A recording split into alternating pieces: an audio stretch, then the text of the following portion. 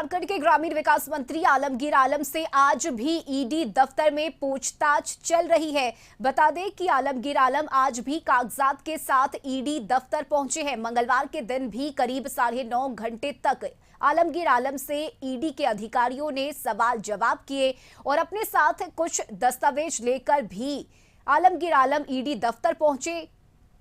उन्होंने दावा किया कि उन्होंने कोई गलत काम नहीं किया है और साथ ही यह भी कहा कि ईडी ने उन्हें पूछताछ के लिए नोटिस भेजकर 1 दिन का समय दिया, फिर भी वह कानून को मानने वाले हैं और इसलिए ईडी के बुलावे पर पहुंचे हैं।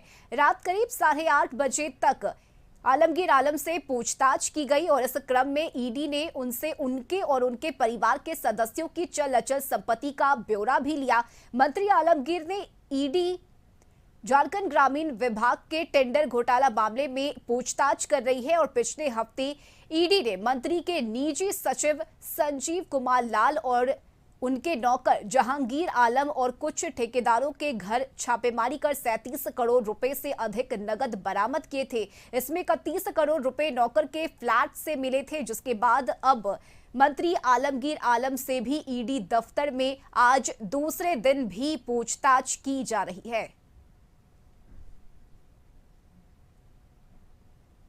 आज फिर बुलाया गया है तो पैसे मिले उसके रिगार्डिंग पूछताछ कुछ भी किया। और आज 9 घंटे में क्या पूछताछ हुई, क्या आंसर दिया सर? सर ने हमारा का आंसर नहीं दे रहे हैं। आज बुलाया जा रहे हैं सर, आज फिर बुलाया गया है तो पैसे मिले उसके रिगार्डिंग पूछताछ कुछ भी किया। और आज 9 घंटे में क्या पूछताछ हुई, क्या आंसर दिया सर? सर ने हमारा का आंसर नहीं दे रहे हैं। और इस खबर पर ज्यादा जानकारी के साथ सहयोगी राहुल जुड़ गए हैं। राहुल, देखिए लगभग 3 से 4 घंटे का वक्त हो चला है और आज दूसरे दिन भी आलमगीर आलम से ईडी दफ्तर में पूछताछ चल रही है, क्या जानकारी?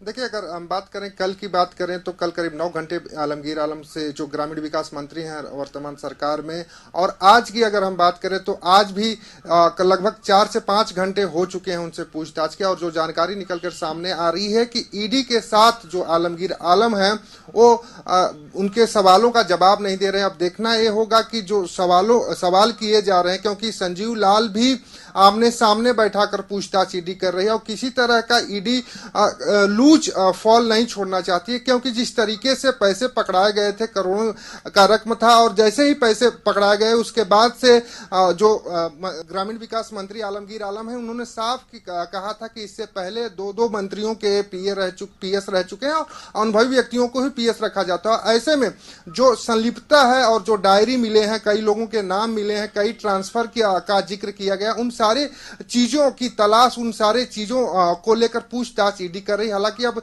ये समझ से परे अभी फिलहाल आ रहा है कि जिस तरीके से ग्रामीण विकास मंत्री आलमगीर आलम एक कह रहे हैं कि ये सारी चीजें, जो सारी जानकारियां हमने ईडी को दे दी है, उसके बाद भी उनसे पूछताछ चल रही, तो इससे साफ होता है कि ईडी कोई न कोई बड़ी लीड की ओर बढ़ी है। और जिस तरीके से झारखंड में ईडी कार्रवाई कर रही, लगभग 2 साल पूरे हो चुके हैं। 6 मई 2022 को ईडी पहली बार दस्तक दी थी। पूजा सिंघल जो उस समय की निलंबित आईएएस अधिकारी हैं, उस समय माइनिंग की सचिव हुआ करती थी, सीधे सीएमओ से उनका कांटेक्ट था, लेकिन उसके बाद लगातार कार्रवाई बढ़ती चली गई और आज जो कार्रवाई अब ग्रामीण विकास विभाग में आ चुकी है। और जहां तक बात निकलकर सामने आई थी कि ट्रांसफर पोस्टिंग की बात लगातार की गई थी, जो पैसे थे वो ट्रांसफर पोस्टिंग को लेकर के थे और टेंडर मैनेज करने को लेकर पैसे रखे गए थे, लेकिन अभी पूछताछ जारी है। हालांकि जो खबरें निकलकर अंदर से आ रही हैं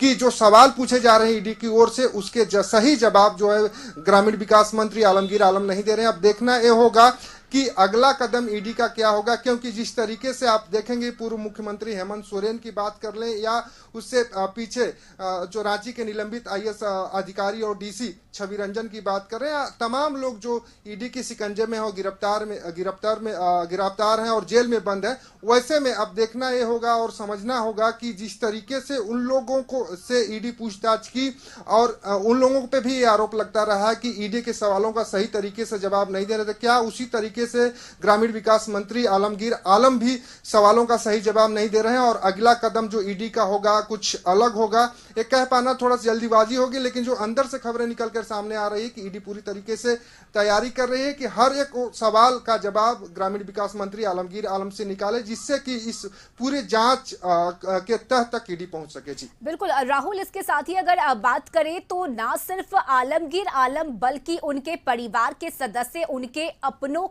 को लेकर भी ईडी ने जवाब मांगा है कि संपत्ति का ब्यौरा क्या है। तो क्या ये जानकारी है कि जो संपत्ति का ब्यौरा मांगा गया आलमगीर आलम की तरफ से उन्होंने ये दिया है, उन्होंने ईडी को इसकी जानकारी दी है?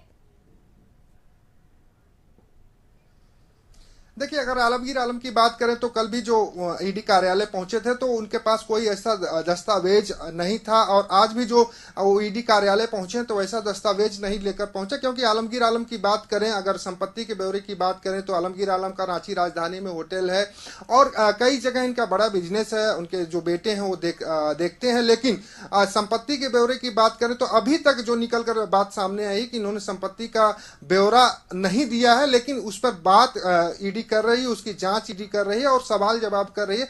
लेकिन सबसे बड़ी चीज ये है कि जिस तरीके से कैश पकड़े गए हैं उस कैश की तह तक जाना चाहती है ईडी की आखिर में कैश कहां से इतने बड़े मात्रा में आए। क्योंकि अगर 33 करोड़ से अधिक रुपए की बात करें तो बहुत बड़ी संख्या होती है, और इस तरह की जो पैसे पकड़े गए हैं अभी तक रांची राजधानी में इतने अधिक मात्रा में कैश नहीं पकड़े गए। क्योंकि इससे पहले अगर आप जाइएगा तो पूजा सिंघल के यहाँ से जो कैश बरामद हुए थे, उनके जो सीए थे, उनके यहाँ से जो 19 और 20 करोड़ के आसपास कैश बरामद हुए। लेकिन ये जो आंकड़ा है 19-20 करोड़ का अभी आंकड़ा पार करके 33 करोड़ के पास पहुंचा है।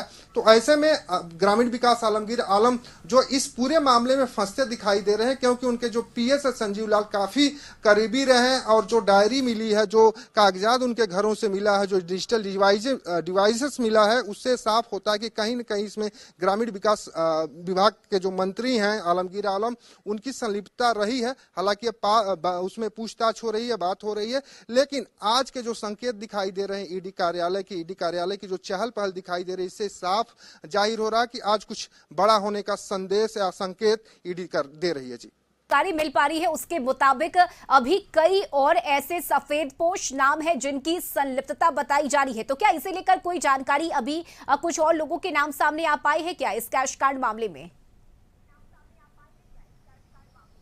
देखिए, कैश कांड की बात करें, जो डायरी मिली थी उसमें जो प्रदेश अध्यक्ष हैं राजेश ठाकुर, उनके नाम थे और कई नेताओं के नाम थे। हालांकि उन लोगों का यह साफ कहना था कि विभाग के मंत्री थे, पार्टी से जुड़े हुए थे, इस वजह से उनसे पैरवी के लिए हम लोगों ने नाम सजेस्ट किया था। अगर हम इससे पीछे जाएं तो जमीन घोटाले मामले में भी आप देखेंगे तो नाम सामने आया था कि जो केंद्रीय महासचिव और प्रवक्ता हैं जेएमएम के सुप्रियो भट्टाचार्य का नाम आया था, मनोज पांडे का नाम था। इस तरह के जो नाम हैं सामने निकल कर आए थे। लेकिन जिस तरीके से कैश पकड़ा गया है, कैश के बाद से मामला पूरी तरीके से हम कह सकते हैं कि अलग रुख, अलग दिशा में चला गया है। अब देखना यह होगा कि जिस तरीके से ईडी जांच कर रही है, ईडी के जांच पूरी करते करते या चार्जशीट जो दायर करती है, क्योंकि अभी संजीव लाल और जहांगीर आलम जो दोनों लोगों को गिरफ्तार किया अभी भी रिमांड पे हैं, उनसे पूछताछ चली रही है।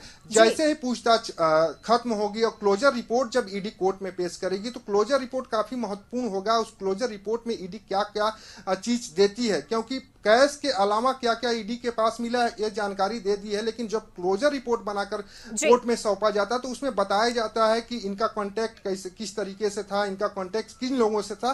तो क्लोजर रिपोर्ट काफी महत्वपूर्ण होगी। लेकिन फिलहाल की अगर हम बात करें तो कई सफेद पोस्ट इस कैश कांड में फंसते दिखाई दे रहे हैं। जी चलिए, बिल्कुल राहुल, नजर बनाए रखिए, अपडेट आपसे लेते रहेंगे। फिलहाल बहुत शुक्रिया आपका तमाम जानकारी के लिए। तो झारखंड के ग्रामीण विकास मंत्री हैं आलमगीर आलम, जिनसे आज भी ईडी दफ्तर में पूछताछ की जा रही है।